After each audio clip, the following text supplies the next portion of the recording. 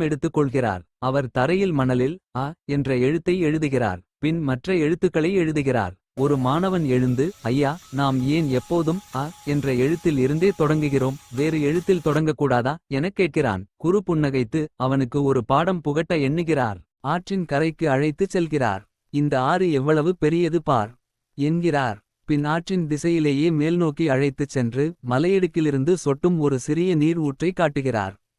குரு சொல்கிறார், இந்த ஆறு பல மைல் தூரம் ஓடி பெரிய ஆலமரத்தின் அடியில் நடப்பவை. அங்கிருந்து ஒரு பெரிய ஆலமரத்தை காட்டுகிறார் குரு. இந்த மரம் வானளவு உயர்ந்து நிற்கிறது. ஆனால் இது ஒரு சிறிய விதைக்குள் இருந்துதான் பிறந்தது. அந்த விதைதான் இதன் ஆதி தொடக்கம். விதையை தேடி நீ மண்ணை தோண்டினால் அது கண்ணுக்குத் தெரியாது. ஆனால் அதன் சக்தி மரத்தின் ஒவ்வொரு இலையிலும் இருக்கிறது.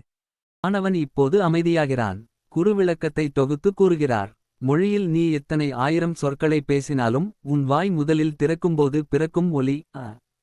அதுதான் எல்லா எழுத்துக்களுக்கும் உயிர்.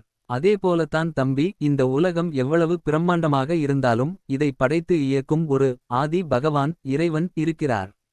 அவர் கண்ணுக்கு தெரியாமல் இருக்கலாம். ஆனால் அ எழுத்து இல்லாமல் மற்ற எழுத்துக்கள் இயங்க முடியாது என்பது போல அவர் இன்றி இந்த உலகம். கதை சுருக்கம். எப்படி ஒரு நதிக்கு ஊற்றும், மரத்திற்கு விதையும், மொழிக்கு அ என்ற எழுத்தும் தொடக்கமோ, அதுபோல இந்த ஒட்டுமொத்த பிரபஞ்சத்திற்கும் இறைவனே தொடக்கம் என்பதை ஒரு மாணவன் தன் குருவின் மூலம் இயற்கை உதாரணங்களை கொண்டு உணர்கிறான்.